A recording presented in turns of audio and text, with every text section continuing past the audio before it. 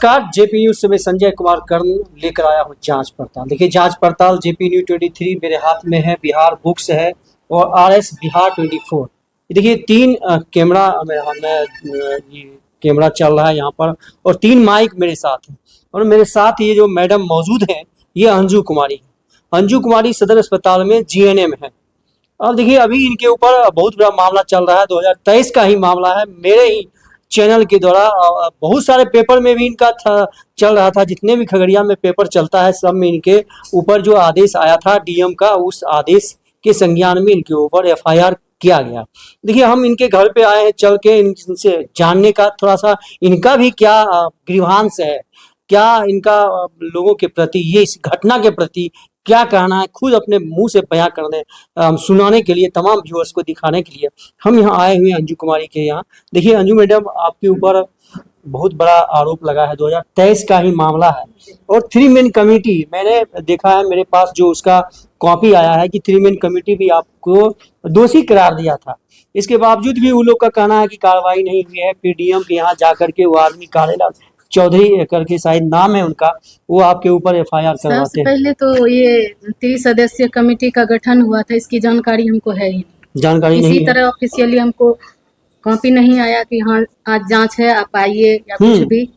ये एकदम बहुत बड़ा आप आरोप लगा रहे हैं कि आप 3 मेन कमेटी जो बना तो आपके ऊपर आपको कोई लेटर नहीं, कोई नोटिस नहीं दिया गया, बिना नोटिस दिए बिना आपके संज्ञान में लिए हुए 3 मेन कमेटी बनता है और ये आपके ऊपर आरोप गठित कर देता है। ये तो हमको अभी तक नहीं मालूम था। जब एफआईआर हुआ तब पेपर में हुआ तब सब आदमी हमको बता रहा है मीडिया के थ्रू कैसे से निकला है।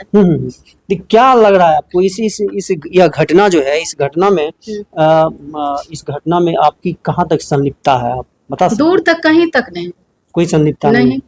जिस प्रकार से बताया जा रहा है कि आप वही सदर अस्पताल में ही आपका रूम है, वहां पर बुला के आप ऑपरेशन किए फिर मार दिया, जिस प्रकार से एफआईआर कॉपी है उसमें जो बताया गया। मेरा ड्यूटी तो एसएनसीयू में था उस समय, प्रसव कक्ष में था भी नहीं। ऐसे भी हम प्रसव कक्ष नहीं जाते, अपना कोई नजदीकी, बहुत नजदीकी रिलेशन आता है 10 बार कॉल करता है तब हम जाते हैं, ऐसे नहीं रहते। मतलब आपका उस वहाँ ड्यूटी है? ड्यूटी कभी नहीं रहता, नहीं है ड्यूटी, सबका कभी रहता है। देखिए बहुत बड़ा, देखिए ये आपका आरोप लगा है साधारण 2023 का मामला 25 में फिर से फन उठाया है। हमको लगता है जब ठीक से खंगाला जाएगा तो बहुत लोग इन्वॉल्व होंगे, मेरा एडमिनिस्ट्रेशन भी इन्वॉल्व होगा आपको फंसाने में। हाँ, आपको फंसाया जा, मेरी आवाज को दबाया था। बहुत बार हम रोस्टर को लेके आवेदन इधर उधर दिए थे। पिछले साल मेरा रोस्टर का क्या मामला? रोस्टर का ही मामला है कि एक नियमित अंतराल के बाद 2 महीना 3 महीना हुआ उसमें चेंज होना चाहिए, सबको सब जगह कार्य करने का मौका देना चाहिए। अच्छा, ये रोस्टर बोलते हैं, रोटेट होते रहता है। हाँ, जीएनएम यहाँ है तो फिर अगली बार आपातकालीन हुआ तो फिर हुआ, बच्चा विभाग हुआ, एसएनसीयू हुआ, ऐसे आईपीडी हुआ, सब कक्ष हुआ, ओटी हुआ, सब जगह सबको रोटेट होना चाहिए। इसी चीज को लेकर हम लगभग 4-5 साल से बीच में आवेदन, सिविल सर्जन सब दिन तो इसी आवेदन के अगेंस्ट में आपको फंसाया जा रहा है। आपका यही आरोप है कि आप आवेदन देते हैं तो आपको फंसाया जा रहा है। पिछले साल जो प्रमोशन हुआ उस दिन से तो हाथ धो के पड़ा हुआ, इसको खगड़िया से किसी तरह हटाना। आपका प्रमोशन हुआ? हाँ, मैं 5 जन का हुआ है, जिसमें पहला प्रमोशन मेरा। क्या हुआ आपका? पहले क्या थे, अब क्या हो गया? अभी भी जीएनएम है उस समय भी, लेकिन वो एक होता है डिपार्टमेंटल प्रमोशन, उसमें वार्ड सिस्टर, मेडिकल कॉलेज में रहते थे, मैं टाउन के पोस्ट पे रहती। पहला प्रमोशन चूंकि मेरा भी इंक्रीजमेंट होता है, इसमें इंक्रीजमेंट होता है लगभग 3-3.5 हजार समतुल्य में, लेकिन अभी तक बनाया नहीं। इस पे आपको क्या कहना है? ये आपके ऊपर जो है आप केवल कह रहे हैं कि हमको फंसाया जा रहा है, तो ये कोई एविडेंस आपके पास है कि आपको फंसाया जा रहा है? हाँ, बहुत एविडेंस है मेरे पास। जैसे कौन कौन आदमी इसमें सम्मिलित है? सम्मिलित हमको लगता है एसएनसीयू में हम ड्यूटी कर रहे थे तो नरेंद्र सर भी टॉर्चर बहुत बार हमको किए थे ड्यूटी को लेके। नरेंद्र सर शिशु रोग विशेषज्ञ? हाँ, शिशु रोग विशेषज्ञ। आप एसएनसीयू में थे तो नरेंद्र सर नोडल पदाधिकारी रहते थे। नोडल पदाधिकारी रहते थे, वो आपको टॉर्चर करते थे, क्या कहते थे? आवाज भी उठाए थे कि नहीं जूनियर को आप इंचार्ज बनाए हुए हैं, 5 साल से है, हम लोग के बात का वैल्यू नहीं देती है। कहाँ का इंचार्ज?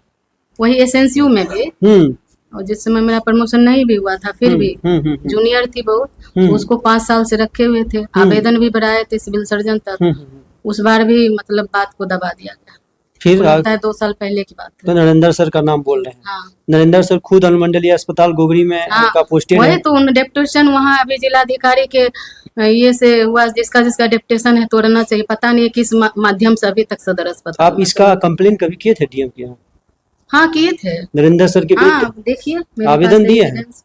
ये देखिए। जनता दरबार में गए थे, डीएम सर छुट्टी में थे, उसी में हुआ कि डैम और ये विद्यानंद सर से सिविल सर्जन ये से ये ये जो 27/6/2025 को आप नरेंद्र सर के खिलाफ दिए थे। सब उसमें 2-3 आदमी हैं। देखिए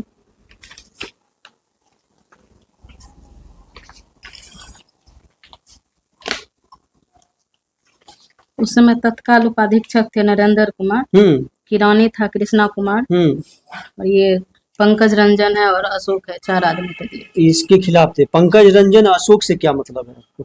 पंकज रंजन वही ना है, उपासना का पति है। कौन है उपासना? उपासना भी एक जीएनएम है जिसका कि प्रमोशन नहीं हुआ है, और पहले बार जो ज्वाइनिंग हुआ था 52 का लिस्ट आया था, उसमें उसका 35 नंबर पे रैंक है। इसके बाद भी वहाँ मोनोपोली चलता है, सब दिन उसको मॉर्निंग में ड्यूटी मिला आज तक। पहले एमसीएच में थी, उसके बाद आई तो लेबर रूम की इंचार्ज। कभी ऐसा होता है कि परफॉर्मेंस अच्छा है उसके आधार पर काम दिया जाता है?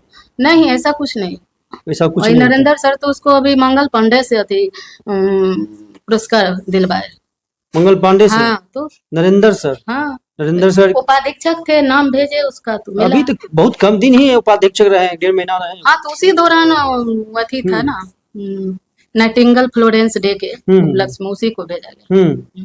और क्या कहना है? पहले से था कि नहीं प्रमोशन। और क्या कहना है आपका? क्या डीएम साहब से या मंगल पांडे स्वास्थ्य मंत्री से या खगड़िया प्रशासन से आप क्या कहना चाहते हैं? सिविल सर्जन से क्या कहना चाहते हैं? मैं यही कहना चाह रही हूँ कि मेरे ऊपर जो षड्यंत्र रचा के एफआईआर कराया गया है, इसकी व्यक्तिगत रुचि लेके जांच किया जाए। व्यक्तिगत रुचि? हाँ डीएम सर से अनुरोध कर रहे हैं। विशेष रुचि? विशेष रूप न्याय का गुहार कर रहे हैं। इससे मुझे कैसे अति मिले मानसिक परेशानी से। देखिए ये आवेदन जो आप दिए हैं, ये डेटिंग है आपका 27/6/2025 और आप पर जब एफआईआर होता है 27 तारीख से पहले कि बाद में होता है? ये एफआईआर के बाद, इस आवेदन के बाद हुआ है। ये 26वां महीना जो जून 27 जून आप आवेदन देते हैं, इसके बाद आपके ऊपर एफआईआर होता है। उसके बाद ज्यादा आप आवेदन देते हैं, ये सारे आदमी पर आवेदन देते हैं। कृष्ण कुमार पर देते हैं, नरेंद्र कुमार पर देते हैं, ये पंकज रंजन पर देते हैं, 4 आदमी पर देते हैं, तब अशोक यादव पर देते हैं। तो उसके लग रहा है कि इसी के खिलाफ में इसी से थोड़ा बहुत पहले से चल रहा था। वो लोग अपना क्या क्या जमा कर, पिछले साल से सुन रहे थे कि इसको यहाँ से हटाएंगे, सस्पेंड करवाएंगे। एक बार तो गैर तरीके से वेतन मेरा रोक दिया, मुझे पता नहीं था। ये सिविल सर्जन आए तो कृष्ण बोला कि इनका तो प्रभार नहीं लेन देन के कारण इनका वेतन रुक गया। कब से? तो बोला कि मतलब जनवरी से। तो दिसंबर का सैलरी क्लियर है? तो बोले हाँ।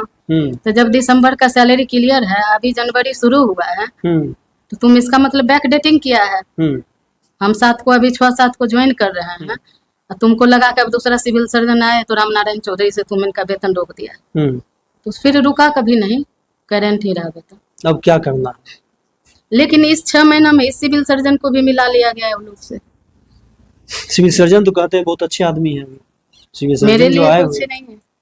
सिविल सर्जन ने तो आपको कार्रवाई नहीं किया, 3 मैन कमेटी पे, उस पर भी टॉर्चर हो रहा था, लेकिन कोई कार्रवाई, कोई संज्ञान जांच पड़ताल में ही रह गया। वो तो इस बार भी जब 15 तारीख को, इस 15 को मीटिंग हुई, हमको लिखित कोई प्रूफ नहीं आया। ऐसे फोन आया उपाधीक्षक सर का कि उपाधीक्षक प्रकोष्ठ आइए सिविल सर्जन सर मुलार। तो रूम खाली। कौन उपाधीक्षक? संजीव सर। संजीव सर, ये अभी जो बने हैं। हाँ तो हम गए तो हमको लगा कि रूम खाली करने का बात है, शायद उस मीटर में बात चलती होगी। लेकिन वो लोग तो पूरा फाइल विल लेके आए थे, और ये नरेंद्र सर थे, लिपिक थे, और भी 1-2 डॉक्टर थे, संजू मैम, सुशी वाला मैडम, मैनेजर था। सबके सामने मेरी आवाज को पूरा दमन किया। आप जो लिखे हैं टोटल गलत है मैटर। आप रोस्टर के बारे में जानने के लिए अधिकृत हैं? बोले बिल्कुल, मेरा अधिकार बनता है, हमको सब जगह ड्यूटी करना चाहिए। यही सब बोले। तो अभी फिलहाल क्या डिमांड है आपका? अभी तो आपके ऊपर जितना आरोप लगा है ये सब जांच का विषय है, आप सही हैं गलत हैं। तो आप फिलहाल अगर- अभी क्या डिमांड है? अगर हम दोषी हैं तो मुझे उचित से उचित कार्रवाई सजा दी जाए। हम्म, मैं उस सजा को झेलने के लिए तैयार हूँ। अगर दोषी नहीं हूँ हम्म, तो न्याय का गुहार लगा रही हूँ सर से, डीएम सर से, डीएम सर से, मंगल पांडे सर से भी, स्वास्थ्य मंत्री से भी न्याय का गुहार लगा रही हूँ। चलिए, देखिए जिस प्रकार से इनका कहना है कि ये हम बहुत इसमें हमको फंसाया जा रहा है, हम निर्दोष हैं, और यदि हम दोषी हैं तब पूरा खुल के बोल रहे हैं अंजुम कुमारी, जीएनएम सदर अस्पताल खगड़िया, ये खुल के कह रहे हैं यदि हम दोषी हैं तो मेरे ऊपर कड़ी से कड़ी कार्रवाई की जाए, यदि हम निर्दोष हैं तो मुझे बरी किया जाए, जांच किया जाए, और विशेष तौर पर इसमें इंटरेस्ट लिया जाए। जी हाँ, देखिए आप यह कंटेंट अच्छा लगता है और अंजू मैडम का जो गुहार है या सही में आपको लग रहा है कि तो ये इसको ज़्यादा से ज़्यादा शेयर करें, डीएम सर के कानों तक ये पहुँचे और स्वास्थ्य मंत्री बिहार सरकार मंगल पांडे के संज्ञान में ये जाए, ताकि अंजू मैडम को न्याय मिल सके, और जो भी लोग इसमें संलिप्त हैं उनको भी न्याय जो लग रहा है, जो ग्रीवांस है, ये सारी भ्रांतियाँ दूर होनी चाहिए।